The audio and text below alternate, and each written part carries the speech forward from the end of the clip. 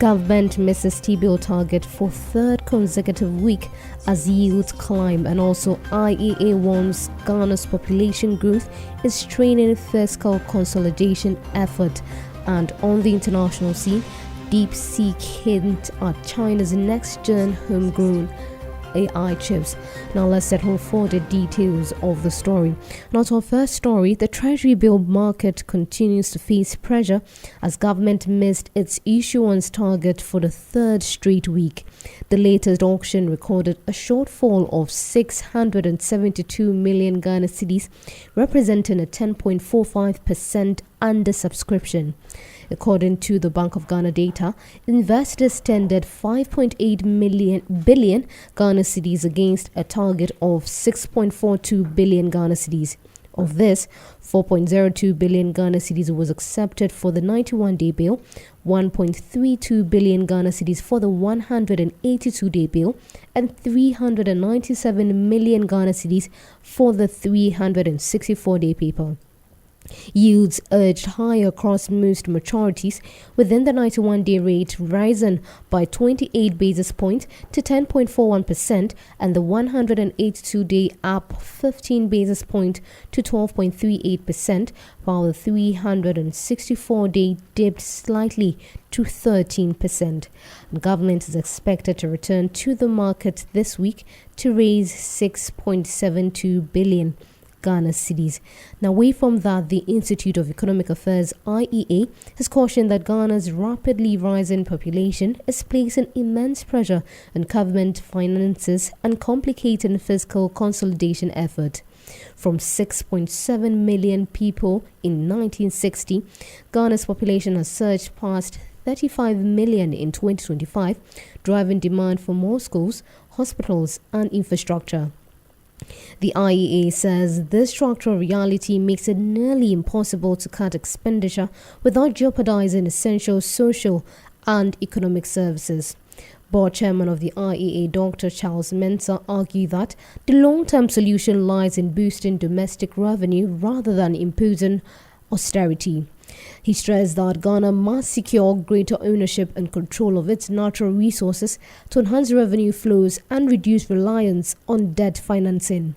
While the IMF and World Bank do not explicitly demand expenditure cut, their programs require strict fiscal discipline, pushing Ghana toward expenditure rationalization under the Extended Credit Facility and related initiatives, and the government has already signaled its commitment by capping ministerial appointment at 60 and curbing non-essential foreign travel.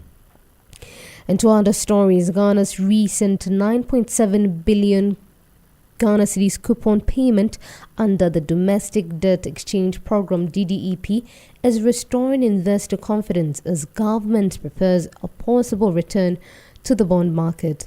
The settlement brings total debt service so far this year to 19.4 billion Ghana cedis. Economist Professor Godfred Bokpin says timely payments are key to rebuilding market trust after the debt restructuring, stressing that predictability and fiscal discipline are vital for both domestic and international investor confidence. He noted that consistent adherence to the debt repayment roadmap will be crucial as government explores re-entry into the bond market and eventually the international capital market.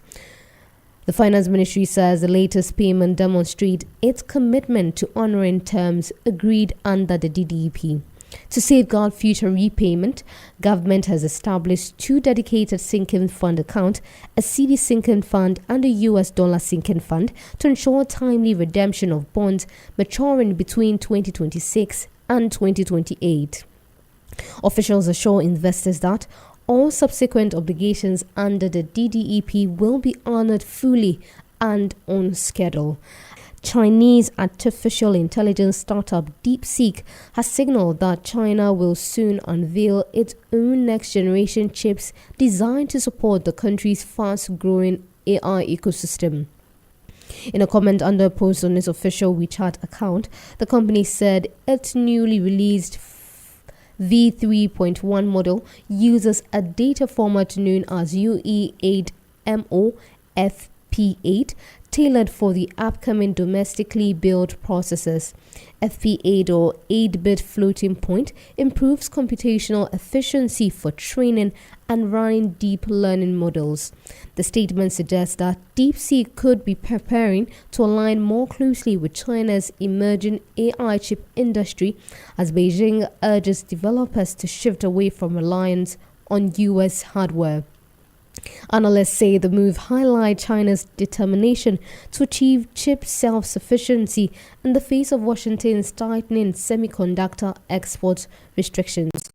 DeepSeek did not specify which local chips would be compatible with its new model or which processors were used to train V3.1. Although Chinese chip makers remain behind NVIDIA in both skill and technological advancement, companies like Huawei have been making steady progress.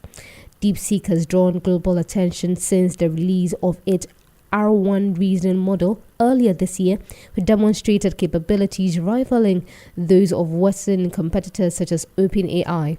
The achievement was notable given that US sanctions have limited Chinese firms' access to NVIDIA's most advanced AI training chips.